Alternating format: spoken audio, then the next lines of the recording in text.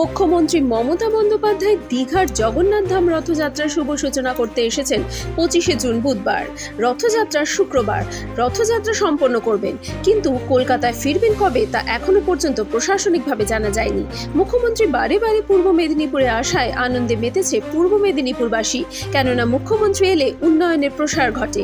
সেই কারণে জগন্নাথ ধাম উদ্বোধনে এসেছিলেন, পরবর্তী রথযাত্রায় এসেছেন। সেই কারণে পূর্ব মেদিনীপুর জেলার বিভিন্ন বিধানসভার উন্নয়নের জন্য আশায় রয়েছে বিধানসভার নেতৃত্বরা।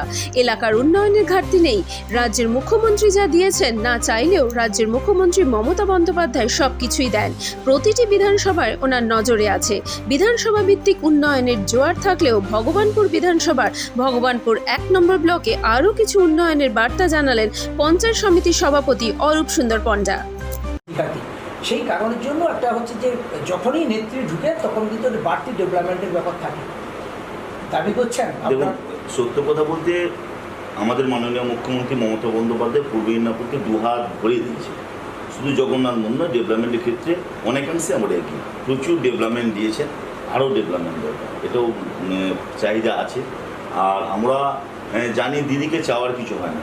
দিদি পূর্ব মেদিনীপুরকে নিজের হাতের তালুর মধ্যে চেনে, এবং দীঘার জগন্নাথ মন্দির হওয়ার পর এখানে অর্থনীতি যেমন সে বৃদ্ধি করেছে, তেমনি একে লক্ষ্য করে একটা অর্থনৈতিক অঞ্চল গড়ে উঠতে, অর্থনীতি একটা পূর্ব মেদিনীপুর একটা অর্থনৈতিক জায়গা তৈরির সঙ্গে একটা বিপুল কর্মসংস্থানেরও জায়গা থাকছে।